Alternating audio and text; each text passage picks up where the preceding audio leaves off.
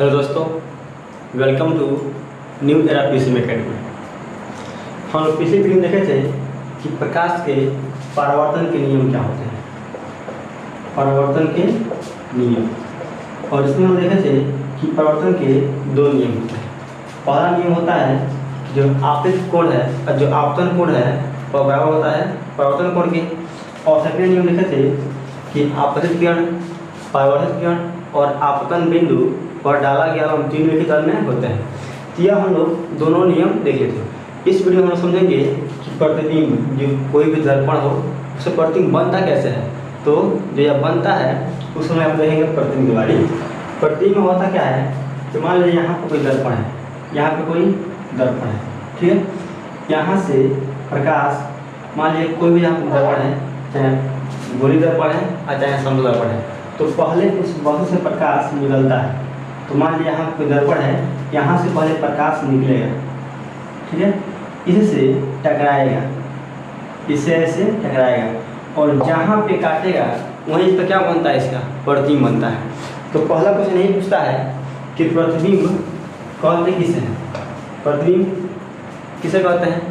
देखिए, तो किसी बिंदु स्रोत से आती प्रकाश किरण, किसी भी बिंदु स्रोत से आती प्रकाश की किरणें दर्पण से परावर्तन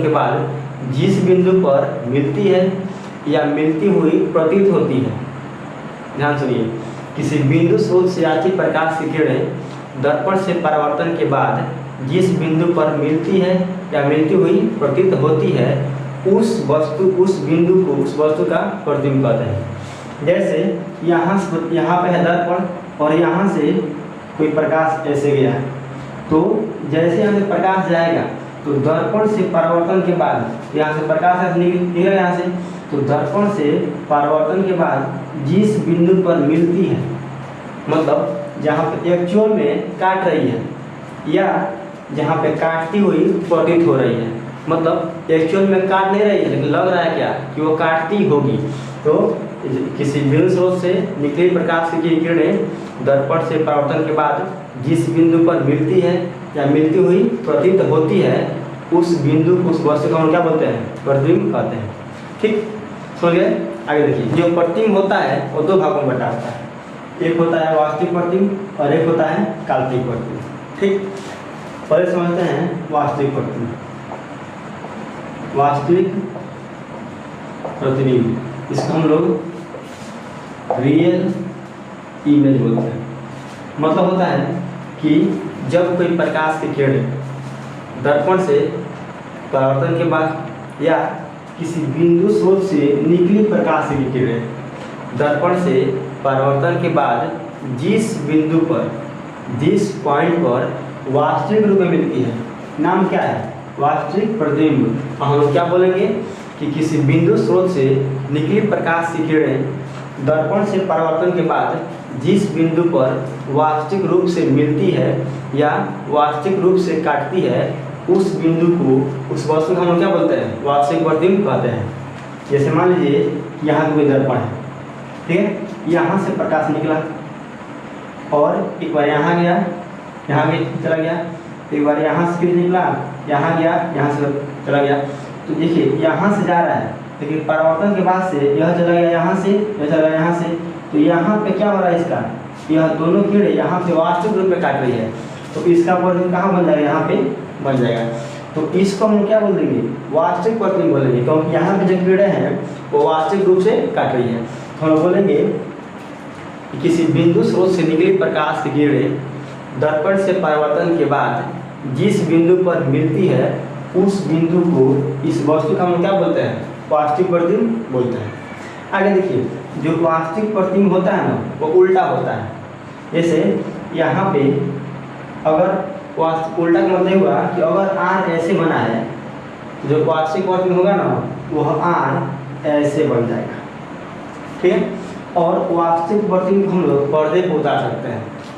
तो इसके बारे में 3 पॉइंट। पहला पॉइंट है कि जो वास्तविक प्रतिबिंब होता है वो क्या होता है, वो तो उल्टा होता है और वास्तविक प्रतिबिंब को पर्दे पर उतार सकते हैं। ठीक, आगे देखिए, तो यह हो गया हम लोग का वास्तविक प्रतिबिंब। एक होता है आभासी प्रतिबिंब।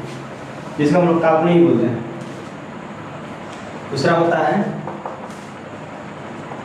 आभासी या काल्पनिक प्रतिबिंब, काल्पनिक प्रतिबिंब, जिसको हम लोग वर्चुअल इमेज बोलते हैं। Virtual image, virtual image.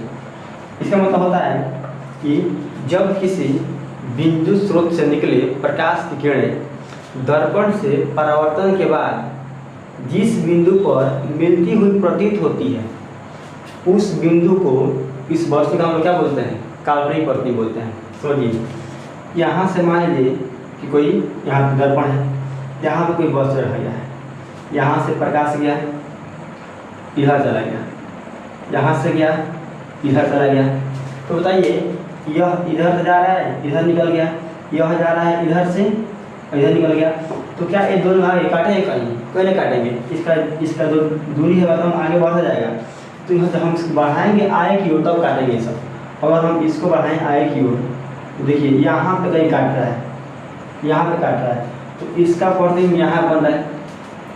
तो यहाँ पे देखिए, क्या यहाँ पे जो दोनों किरणें हैं वो एक्चुअल मिल रही है? नहीं मिल रही है।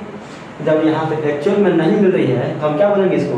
कि मिलती हुई प्रतीत होती है, मिलती हुई प्रतीत होती है। तो जब किसी बिंदु स्रोत से या प्रकाश के स्रोत से निकली प्रकाश की किरणें दर्पण से परावर्तन के बाद जिस बिंदु पर मिलती हुई प्रतीत होती है, उस बिंदु को इस वस्तु का आभासी प्रतिबिंब या काल्पनिक प्रतिबिंब कहा जाता है। ठीक, किसी बिंदु स्रोत से निकली प्रकाश की किरणें दर्पण से परावर्तन के बाद जिस बिंदु पर वास्तविक रूप से मिलती है उसे हम बोलते हैं वास्तविक प्रतिबिंब। और किसी बिंदु स्रोत से निकली प्रकाश की किरणें दर्पण से परावर्तन के बाद जिस बिंदु पर काल्पनिक रूप से मिलती है उन्हें हम लोग क्या बोलते हैं? काल्पनिक या आभासी प्रतिबिंब कहा जाता है। ठीक है, अब देखिए, अगर हम लोग यहाँ पर बनाए वास्तविक प्रतिबिंब और यहाँ पे करें काल्पनिक प्रतिबिंब, तो इन दोनों में पहला अंतर यही है, इसका परिभाषा पहला अंतर है कि किसी बिंदु स्रोत से आती प्रकाश की किरणें दर्पण से परावर्तन के बाद जिस बिंदु को वास्तविक रूप से मिलती है उन्हें वास्तविक प्रतिबिंब कहा जाता है। और इसका पहला अंतर है कि किसी बिंदु स्रोत से आती प्रकाश की किरणें दर्पण से परावर्तन के बाद जिस बिंदु पर मिलती हुई प्रतीत होती है उन्हें हम लोग काल्पनिक प्रतिबिंब कहते हैं। ठीक है, इसको हम लोग आभासी बोल जाता है, इसको हम लोग आभासी भी बोलते हैं। दूसरा अंतर है कि जो वास्तविक प्रतिबिंब होता है वो उल्टा होता है। मतलब अगर वस्तु ऐसे खड़ा है, जो इसका प्रतिबिंब बनेगा वास्तविक प्रतिबिंब वो ऐसा उल्टा बनता है, मतलब वह ऐसे हो जाएगा। समझे? और जो यहाँ जो वास्तविक प्रतिबिंब होता है वो उल्टा होता है और यह सीधा प्रतिबिंब होता है, सीधा बनता है। ठीक, तीसरा अंतर है कि वास्तविक प्रतिबिंब जब वास्तविक है तो इसको हम लोग पर्दे पर उतार सकते हैं, और इसको हम लोग पर्दे पर, तीसरा अंतर है, इसको हम लोग पर्दे पर नहीं उतार सकते हैं। यह हो गया वास्तविक प्रतिबिंब और आभासी प्रतिबिंब अंतर। ठीक है, आगे हम देखते हैं कि जो हम लोग को, देखिए इस पाठ में हम लोग को ना दो हम लोग को दर्पण पढ़ना है। एक पढ़ना है समतल दर्पण और एक पढ़ना है हम लोग को गोलीय दर्पण।